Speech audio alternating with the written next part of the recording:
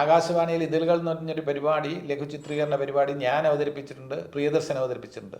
പ്രിയദർശൻ്റെ കൂടെ മോഹൻലാൽ, എൻ്റെ കൂടെ അന്നത്തെ വഴുതയ്ക്കാട് ബാബു, ഡോക്ടർ തോമസ് മാത്യു, സാം മോഹൻ, ശ്രീലത, അങ്ങനെയുള്ളവരുടെ ടീമാണ് ഞങ്ങൾ ഇത് പ്രസൻറ്റ് ചെയ്യുന്നത്. തൊട്ടപ്പുറത്ത് മോഹൻലാൽ, പ്രിയദർശൻ, അതൊക്കെ എഴുതി ഒരു ഇംപ്രവൈസേഷൻ ടൈപ്പായിട്ടുള്ള സ്കിറ്റുകളാണ്.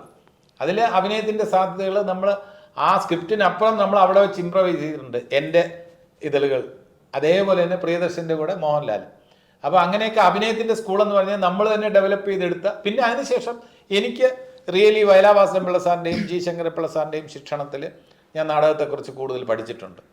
അതേ അവസരത്തിൽ എൻ്റേതായിട്ടുള്ള ഇംപ്രവൈസേഷൻ ഒരു സൈഡിൽ നമ്മൾ, അപ്പോൾ രണ്ട് സ്കൂളിലും ഞാൻ ഒരേപോലെ, റിയലിസ്റ്റിക് സ്കൂളിൽ കുറച്ചൊരു സിംബോളിക് നാടകത്തിൻ്റെ സ്കൂളിൽ, അപ്പോൾ അവിടെ നിന്നൊക്കെ ഡെവലപ്പ് ചെയ്തെടുത്തിൽ എൻ്റെ ഉള്ളിൽ ഈ ഇതളുകളുടെ ഹ്യൂമർ കിടപ്പുണ്ട്.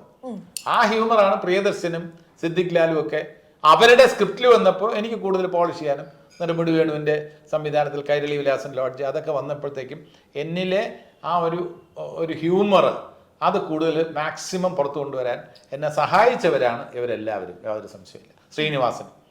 ശ്രീനിവാസൻ്റെയും കൂടെ ഗുരുസ്ഥാനത്ത് തന്നെ എനിക്ക് പറയേണ്ടതായിട്ടുണ്ട്.